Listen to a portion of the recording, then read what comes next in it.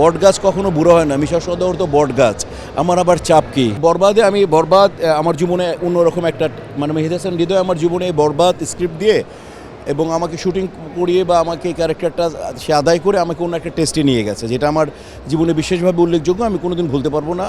এই জন্য আমি আজকে অ্যাওয়ার্ড পরিচালকদেরকে আমি ডেডিকেট করেছি, খেয়াল করেছো। তো আমি আসলে বরবাদ আমার জীবনের টেস্টই পাল্টে ফেলেছে। অনেক স্ক্রিপ্ট আমি পছন্দ হচ্ছে না, মানে মানে মেহেদী হাসান হৃদয়ের পরের স্ক্রিপ্ট আমার খুব একটা ভালো লাগে না, আমি ফিরে দিয়েছি মেহেদী হাসান হৃদয়েরই।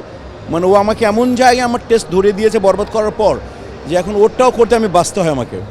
আচ্ছা, অ্যাওয়ার্ড পেলে কি আসলে একটা চাপ তৈরি হয়ে যায় যে আরও ভালো করতে হবে, আরও ভালো করতে হবে?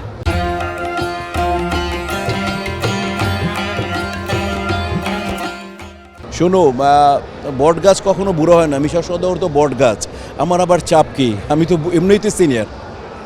আচ্ছা, যখন আপনাকে মনে করে যে আপনি খুব রাগী, খুব ধমকের সুরে কথা বলেন, বাইরে যখন অপরিচিত মানুষের সাথে কথা বলেন, তারা কি ভয়ে ভয়ে থাকে নাকি অনেক আনন্দে থাকে?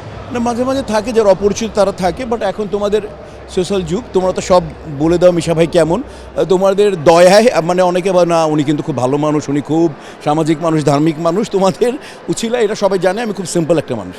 মিশা ভাই সবাই এক বাক্যে বলে যে মিশা ভাই সিনেমার ভিলেন কিন্তু বাস্তবে সেই হিরো এবং সে 5 ওয়াক্ত নামাজ পড়ে, এই বিষয়টা যদি একটু বলতেন।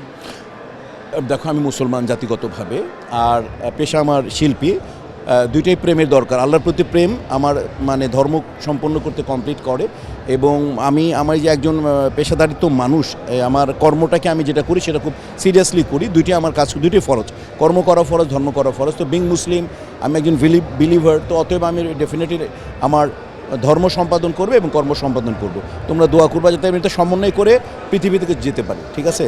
শেষ প্রশ্ন করি, সেটা হচ্ছে যে আজকে অ্যাওয়ার্ড ফাংশনে আমি যতটুকু জানি ভাবি এসেছে এবং আপনার ছেলে এসেছে, ওরা যখন মানে আপনাকে অ্যাওয়ার্ড পেতে দেখে ভাবি এবং আপনার সন্তানরা আপনাকে প্রথমে কি বলে?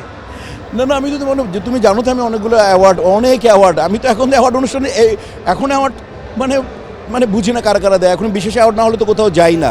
তো ঘটনা হচ্ছে আল্লাহ দিলে তো 3টা ন্যাশনাল অ্যাওয়ার্ড আছে আমার বিভিন্ন ক্যাটাগরিতে, মানে ভিলেন, কমেডিয়ান, অভিনেতা, পার্শ্ব অভিনেতা, এটা বুঝি পার্শ্ব অভিনেতা, তোমাদের বাচশ্বাসের আছে।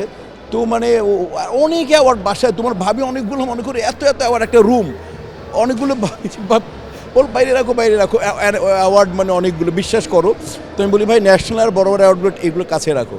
তো আমি কৃতজ্ঞ আর কি। সবচেয়ে তো বড় অ্যাওয়ার্ড তোমরা আমার ভাই ব্রাদার, এদেশের মানুষের ভালোবাসা সবচেয়ে বড় অ্যাওয়ার্ড, আল্লাহর কসম, এইটা চাই।